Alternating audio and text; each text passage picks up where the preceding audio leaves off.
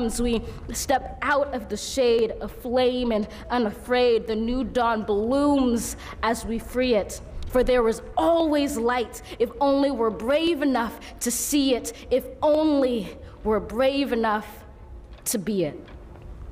La jeune poétesse Amanda Gorman, 22 ans, qui a fait sensation vraiment aujourd'hui avec son poème The Hill We Climb, la colline que nous gravissons, un appel à l'unité lors de cette cérémonie qui était à l'opposé de ce qu'on avait vu il y a 4 ans. Inclusive, rassembleuse, porteuse d'espoir.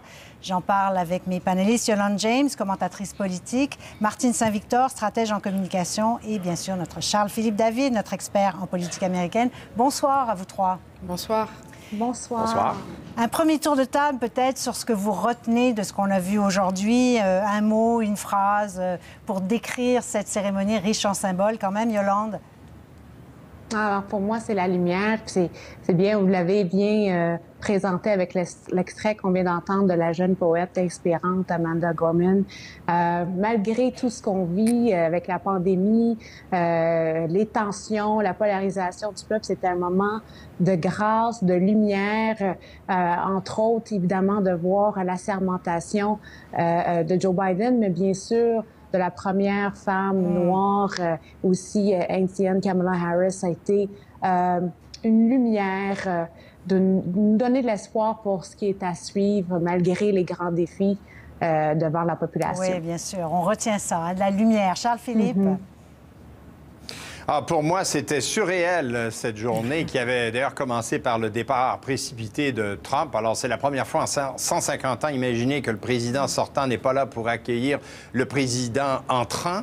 Et puis, surréel parce que l'ambiance de la journée était complètement différente que l'ambiance plutôt festive, habituelle des assermentations des présidents. Surréel, enfin, parce que le discours, et je rejoins Yolande, le discours de M. Biden était évidemment aux antipodes de celui de Donald Trump.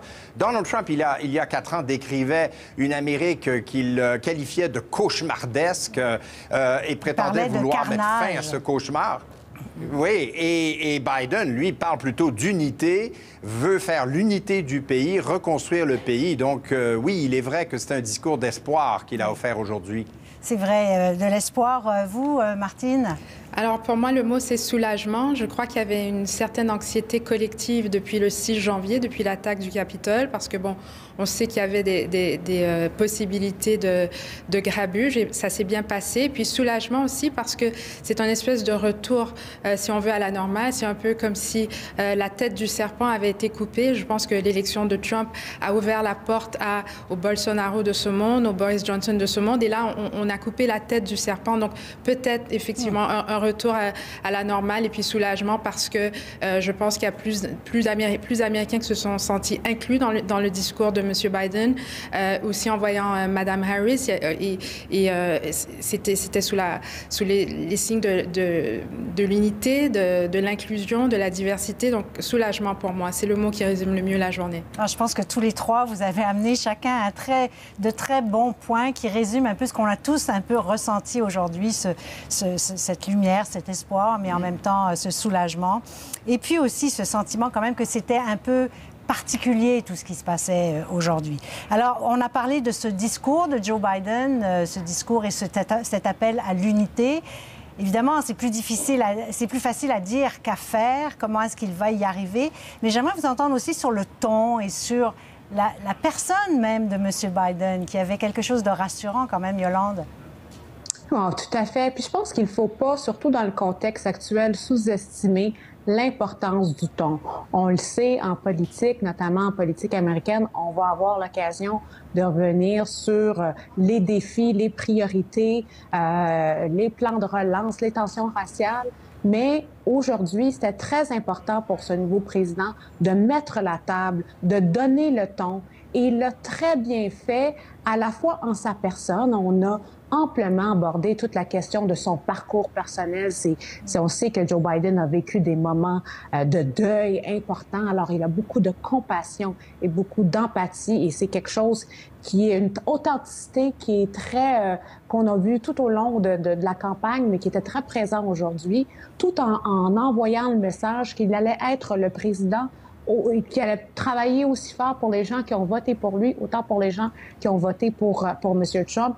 C'est pour les négociations et les moments de confrontation politique à venir. Il envoie le message que malgré tout ça, on est capable de travailler ensemble. Il l'a très bien réussi aujourd'hui. Pourtant, on lui disait pas un grand orateur, mais on doit quand même lui donner, concéder qu'il a très bien fait ça aujourd'hui. Évidemment, on revient toujours, Charles-Philippe, au contraste tellement saisissant avec son prédécesseur. Ah oui, oui, ça c'est très clair. La dimension relationnelle est très importante pour Joe Biden. Et je suis certain que ça, on va le constater lors de sa première visite à l'étranger déjà, sans doute prévue pour le mois prochain. On ne sait pas où. Mais quand il rencontrera les chefs d'État, vous allez voir pas mal plus de sourires se manifester entre eux que durant les 4 dernières années. Vous allez me dire que c'est pas difficile. Entre Donald Trump, par exemple, et les alliés. L'empathie de Joe Biden est sincère. Ce n'est pas, c'est pas artificiel du tout. Ses discours depuis hier, par exemple, le mémorial pour souligner les 400 000 morts, c'est terrible quand même du COVID. On a vu Joe Biden esquisser quelques larmes.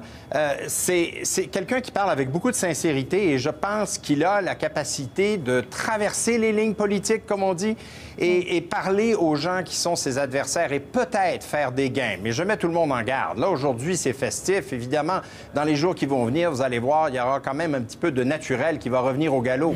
Oui, ça a commencé un peu, peut-être. Il a commencé avec ses décrets, mais on va lui laisser sa journée aujourd'hui. Martine, pour vous, c'était apaisant quand même. Oui, je pense que la table était mise depuis hier.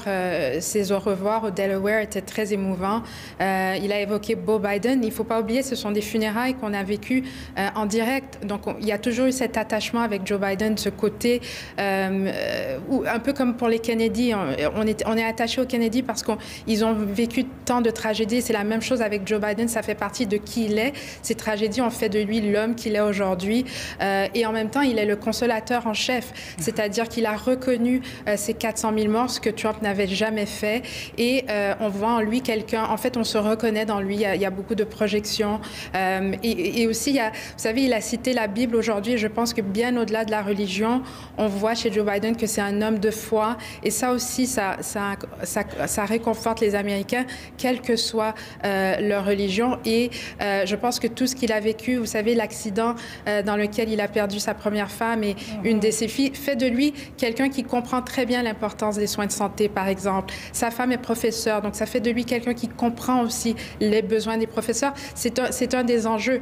Aujourd'hui, le salaire minimum a augmenté à 15 $, mais il y a aussi d'autres, au niveau du travail, il y a aussi d'autres demandes. Donc, il est beaucoup plus sensible et évidemment, c'est quelqu'un qui est à Washington depuis 1973. Donc, c'est quelqu'un qui comprend très bien l'appareil politique et ce confort, on le trouve parce que on sait que c'est quelqu'un qui a de l'expérience et ça, c'est un clash absolument total avec Donald Trump. Oui. Le temps file, mais je veux absolument qu'on parle de ce moment qui est peut-être le moment le plus fort. En tout cas, pour beaucoup de femmes, ça a été un moment très marquant. Yolande, cette assermentation quand même de Kamala Harris, c'est toute une étape. Hein? Oui. Pour moi, c'est clair que ça a été le moment le plus fort.